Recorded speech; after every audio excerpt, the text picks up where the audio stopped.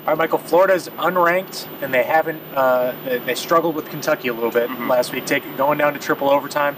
Got a fortunate call on the play clock there to get their play in.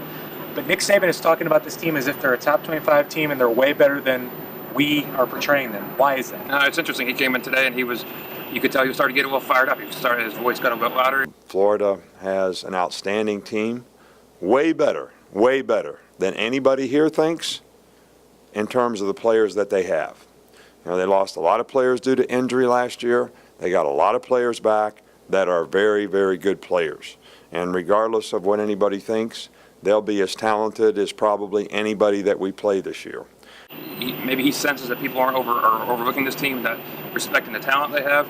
But you look at it. I mean, it's they have the talent. There's never going to be like a real shortage of talent around there. Last year, obviously, he pointed to the injuries last year. When you have Driscoll out for the year, you have Matt Jones out. You had a lot of their big players were gone for the year.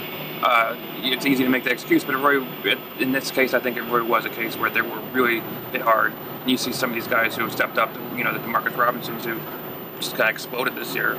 Yeah, I think there's two areas of concern for Alabama, at least things that they really haven't seen yet in terms of SEC caliber type guys. First is Robinson, a great receiver that can really make bad cornerback play suffer. And I think that Alabama is going to be potentially breaking in Tony Brown to more significant repetitions. They're going to try to maybe put Cyrus Jones on Robinson to kind of slow him down a little bit. That's one concern. And I think number two, this is something that Alabama really hasn't seen much of at all, is some legitimate pass rushers. And I think that the offensive line's held up pretty well.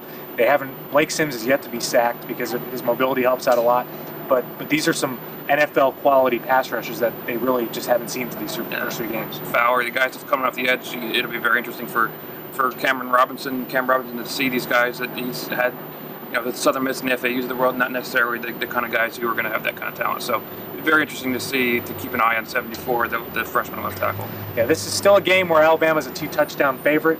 I think the reasons we mentioned at the beginning, the fact that Florida's coming off a rough year, and then they struggle with Kentucky, are the reasons why a lot of folks are predicting a significant Alabama win. But this is one of those games we enter with really not knowing much about either of these teams, and we'll come out knowing a lot more after. I agree. That's going to be it for us. We'll be back after this game at some point to wrap up where Alabama stands.